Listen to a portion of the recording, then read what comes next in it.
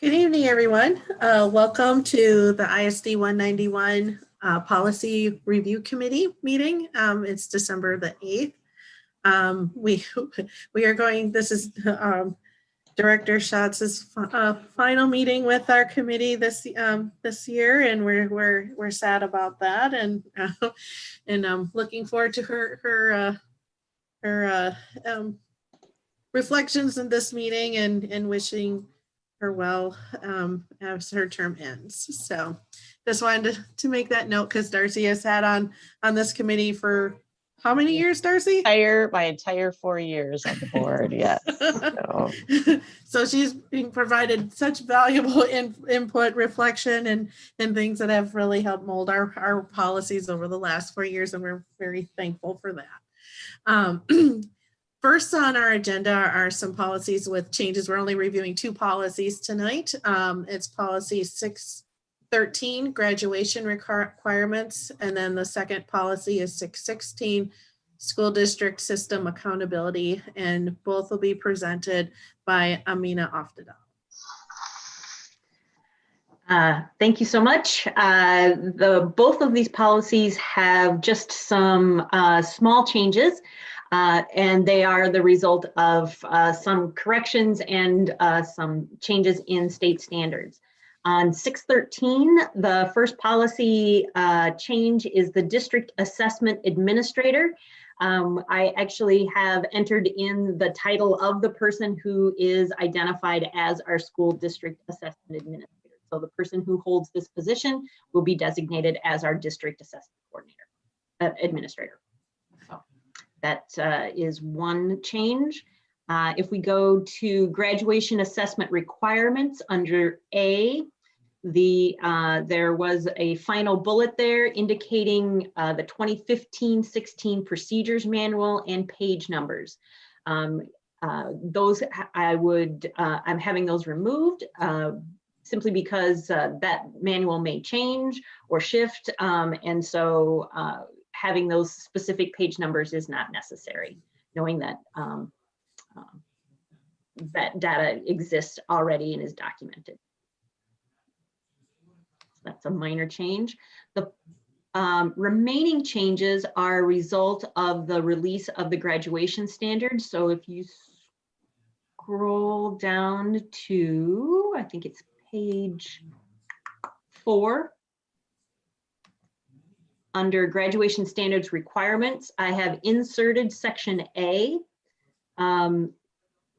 to indicate that the district standards that students need to demonstrate understanding of are district health standards, those that we decide upon ourselves, and we can select those or create those. We have selected to use the National Institutes of Health standards for those. For schools. The district determines standards for career and tech education. We have those in place, and the district adopted standards. We have for the American Council on the Teaching of Foreign Languages for our world language standards, and that is required by legislation that we adopt their standards because the state themselves don't have any. And then the final change is number 6 in that list, and they have locally adopted standards for arts K-12. The art standards have been released. The Minnesota Department of Education has released a set of K-12 art standards, and so they're no longer locally adopted, but they are Minnesota academic standards, and so that was the change. So with those pieces, I think then down below, the legal references in connection with the art academic or the physical education standards, which are under development now. So that legislative or rule was indicated there, and then removal of the repealed rules as well. Don't consider any of those substantial changes. However, it is very exciting to have K-12 art standards in place. Wonderful, thank you. Darcy or Scott, do you have any comments or suggestions or questions? I just have a couple of questions. So for Roman numeral 4, there's just a typo in the second line Said where person. said person is one word. So Yeah, I tried, I couldn't fix it. well, so it's not a, so that's the title, typo there. Under 5, Roman numeral 5A, that first line there too, it says enrolled in grade 8 in 2011, 2012. I think there's supposed to be a dash between the 2011 and 12. So, and there's a couple formatting things, which I'm sure you know about, and so we'll be able to address. So I'm not bothering to note those. So my only other question about the policy in general is this assumes students who have been in our district, who enter, then high school, grade 8, grade 9 above. And how does transfer students work in with this? They would follow, because our requirements indicate their graduation year, they would need to follow the requirements of whatever that graduation year is when they enter us. So if they come to us, we look back to see when their entry year is into 9th grade, and then we use those. Okay, and so if they didn't take health in their previous high school, even though they're an 11th grader, they'd have to take health, here. And so then that would so would that change the number of credits, electives, things like that they would have, because then they would then have one less elective at 11th grade that they would have the opportunity to take. So how does that work? They would still have to meet the number of credits, and the health would not necessarily, I don't believe it would count as one of their elective credits. It would count as their health credit. And so they would be required to do that additional credit. Okay, right. And so, but then they would have one less elective credit option open to them, because Yes. they are substituting an elective credit essentially for that required health credit. Same thing with, any of the other required credits that they didn't have. Okay. Okay, because it's not really clear in here how transfer students are managed, or, and so as far as this goes, and so I don't know if that would be important to add or reference, if we have the transfer student policy. So that is that, because again, just me coming in as a parent, this looks like the graduation standards. Well, my kid's going to graduate. I don't really know how they fall into what they would need to do for this, sort of thing. And that's there's no specifics there, because a student may come in and have taken a combined Phi Ed and health class, in which case they wouldn't need to take an additional health credit. Okay. And so I think transfer transcripts are evaluated individually by the counselors coming in to see if they can match as much as possible to our requirements, even if it doesn't look or is named exactly the same.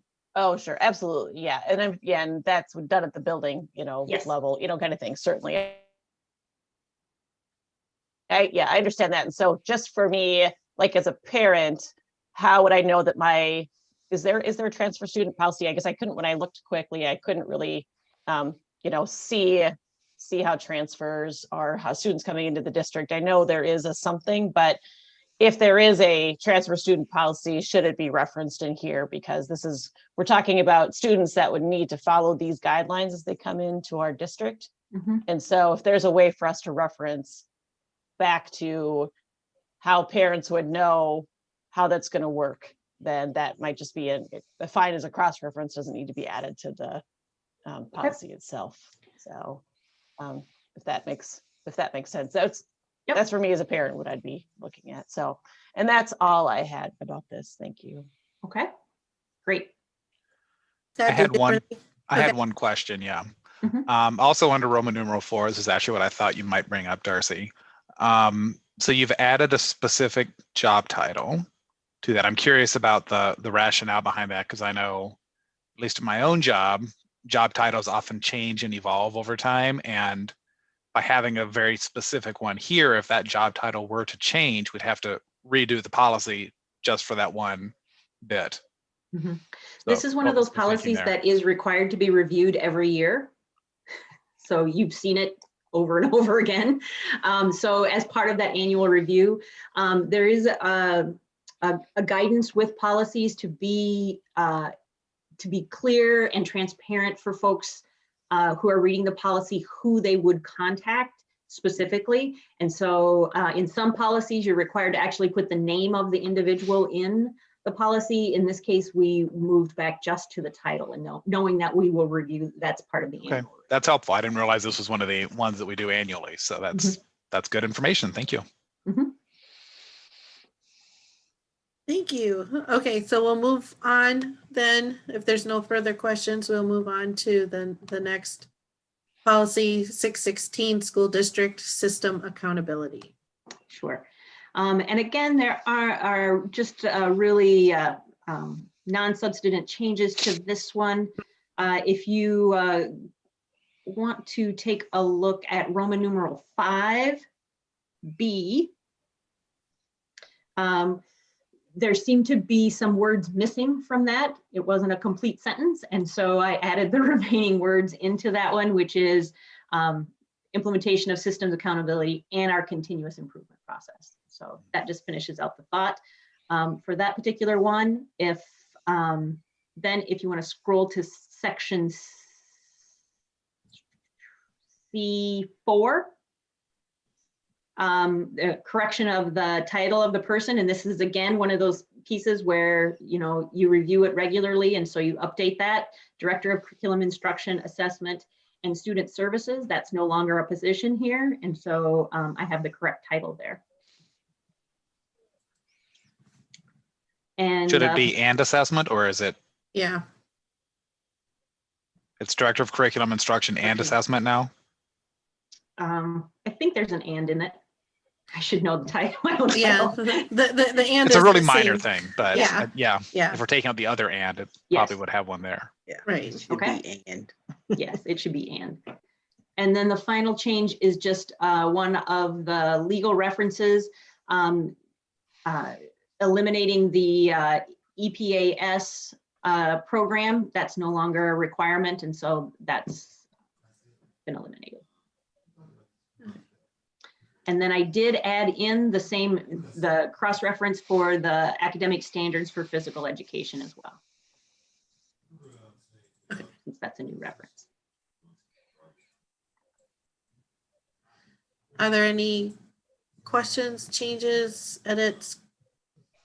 I just have a question about for the committee, essentially the advisory committee, just to confirm that we are actually doing all of these things, that this is indeed the committee that meets, how they're selected, the term of office and things like that. Not that I'm distrustful. Sometimes we just have language and policies that is more theoretical than practical. And so just to double check that this is the policy, this is how they're selected, terms of office, how often they meet, all those sorts of things.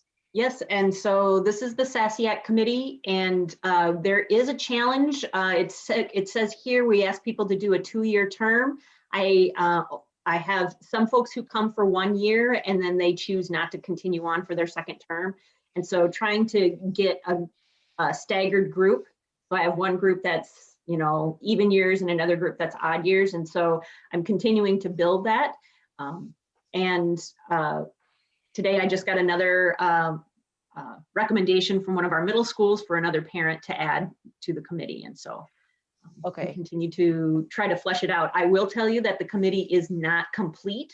There are lots of open spaces there. We still don't have a student representative, but we're missing, we like to have representatives from some special populations. So a parent who has a child with an IEP who can speak to special education services. And we do have a parent whose children are in the EL program. So.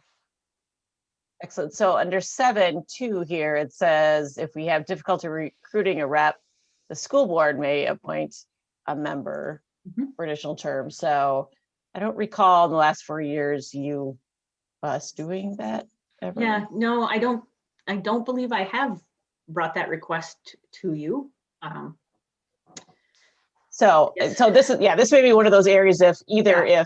if this isn't really practical or really the purview even of the school board to add groups to this, to people to this committee, it maybe makes more sense that your role is the person Mhm. putting them in there, or somehow, or even take it out entirely if we're not really appointing people to it.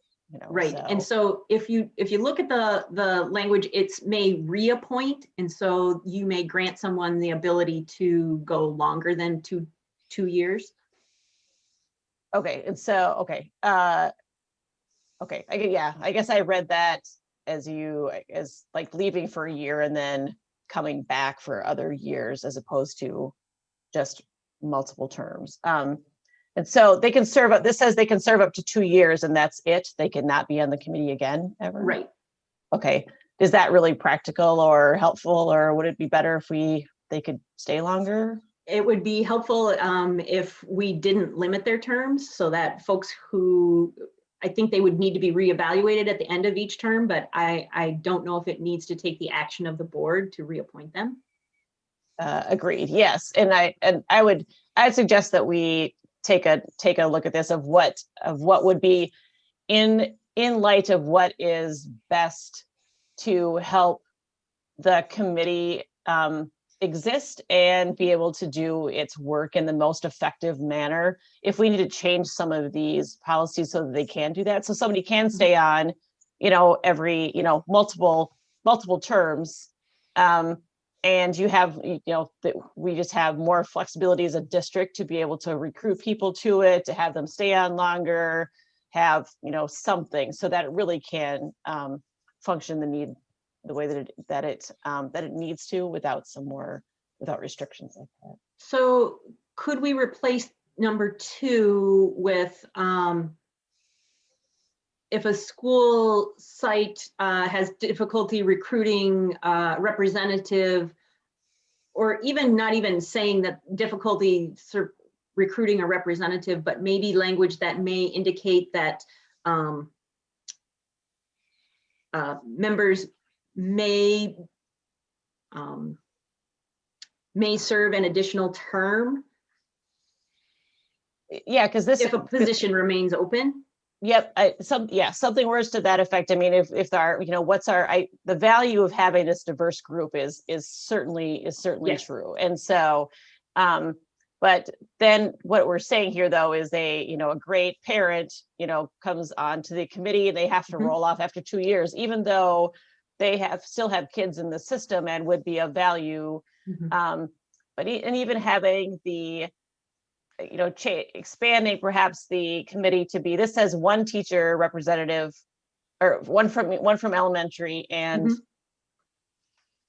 this says from elementary and secondary. I guess we're interpreting that as one from elementary, one from secondary. Is that right? Okay. And is it really helpful for the sites to be the ones responsible for recruiting them? Like, I'm not sure how, like, the high school would know that I was interested in this committee, sort of thing. So it seems like we're putting it on the site to suggest people, but is there another way, for more expansive way, more something for us to kind of pull from this? Or, because like, if I was interested in this, there's no way Dave Helke knows that I'm interested in this and would nominate me for this committee. So I think for the teacher and staff representation, I think that I prefer that the site hold on to that. Sure. Simply because a lot of times they draw upon their own leadership committees. Okay. For folks who are interested in that, or other folks who might be curriculum leaders in their departments or those types of things. And so I think that's knowledge that I don't have, but I know that sites would most certainly have. And so them giving the opportunity to ask or to inquire with their leadership teams or with their staff as to who might be interested in serving in this capacity. Absolutely. So then that I agree, that makes total sense, that the sites would choose the teacher and staff representatives. So what do we do about the rest of these? Like, how do we draw from parents? How do we pull from student reps? I mean, how are we even, like, is this opportunity advertised at the high school, like, could this be a middle schooler? Could this be an elementary student? This says student rep, you know, could Yeah. a kindergartner theoretically be on this? Yeah, and I think I would prefer it were a secondary student. This doesn't, yeah, so I think we just, yeah, so maybe there's a little bit of work to be done here about how we could promote it, Yeah. recruit it. When we say student rep, we really mean middle school or high school, or, you know, secondary, you know, for it, is how we're, and then like the larger things of, is this listed as a volunteer opportunity for students anywhere, you know, Mhm. things like that, so. And I want us to be careful because the committee is more than just the people who are listed here. The recommendation is that you also have members of your community who don't have children in the school. You know, so it's expansive. So the language here allows us to be very flexible. And I think when we say a teacher representative from elementary and secondary, I have a primary, an intermediate, a middle, and a high school. And so I actually have 4 teachers Right. on the committee, just because that is a better representation of the different issues that happen along the way. So it says this is what our minimum should look like, but it doesn't mention EL, it doesn't mention students, parents who have students with disabilities. Yep, absolutely. And so I don't want it to be so restrictive that you can only, like, it really has to be nailed down like that. But also this somehow there's a balance between what this list is and who can be on, you know, who should be on that committee, can, you know, to be inclusive of who that is. So this says teacher.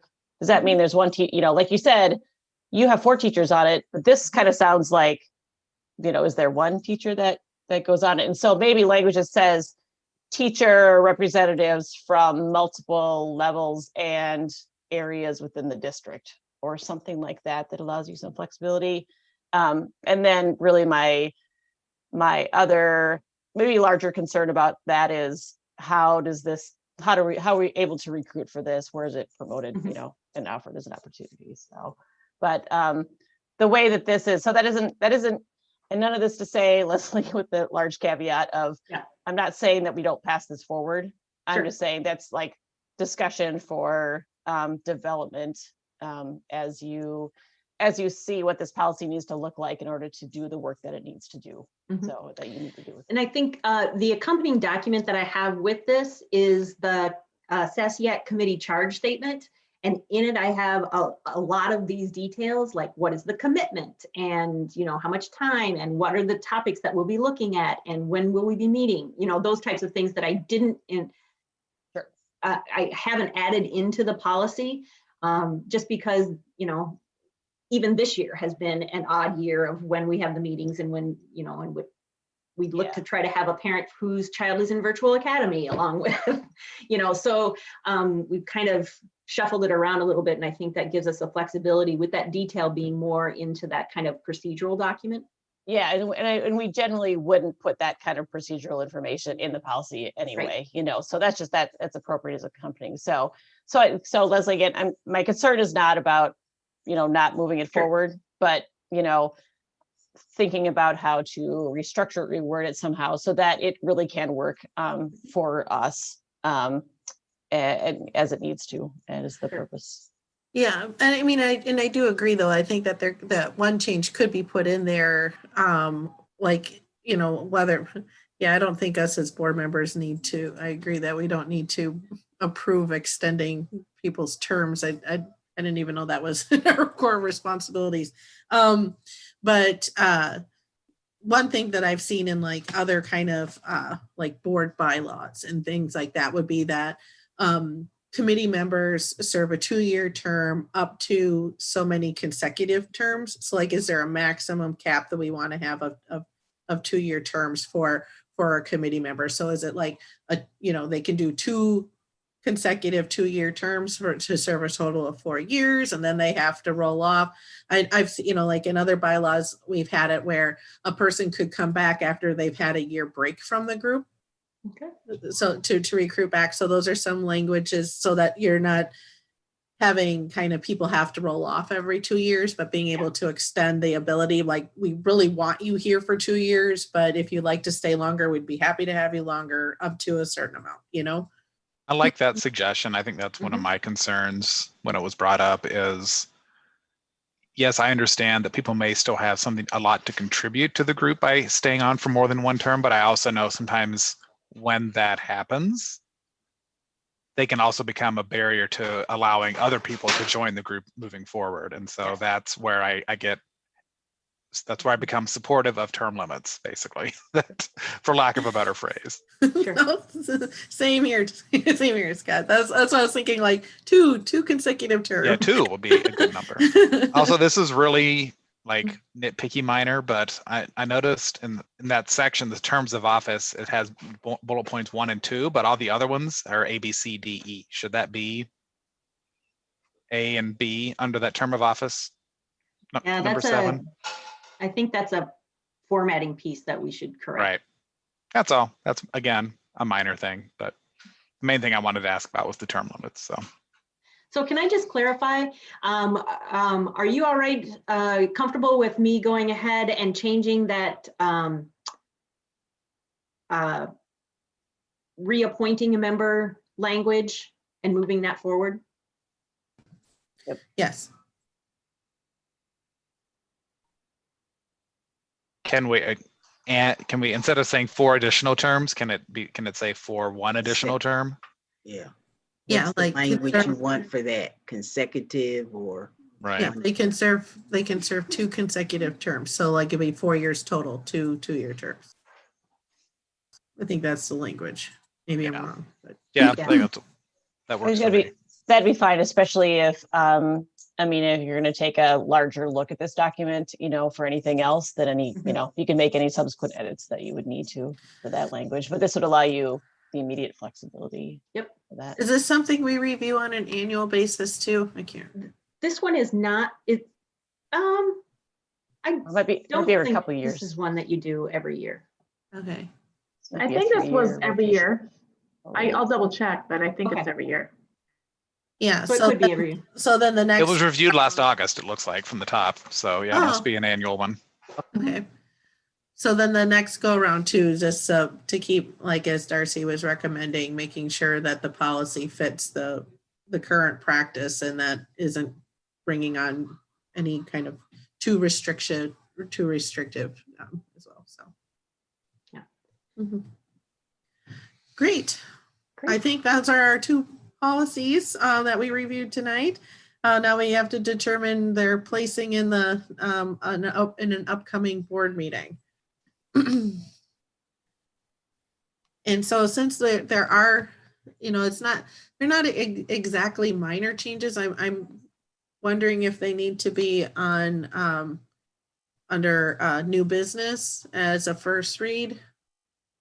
I would simply because the first one has a fair amount of changes, and you're making changes in the second one to actually school board responsibilities. So probably best to let people know that's happening. Yep. So that's our recommendation then, that these would be going on a new business first reading basis. Very good. I don't think it'll go on this week's agenda. I think it'll be a January. And it'll be in a board month. meeting. Yeah, it'll be a January board meeting. Darcy won't be here to vote on We're not it. meeting on Christmas Eve, so that'll be our next meeting after this week. I thought we did have a placeholder just in case. Jamie? No, we did not.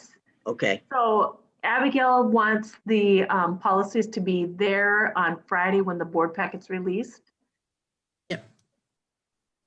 So it will go to January. Yep, it'll go to the January meeting. January 14th, yep. 14th. Yep. Mhm. Yep. Perfect. Perfect. Well, Excellent. In that Look at case, us. I believe we are adjourned.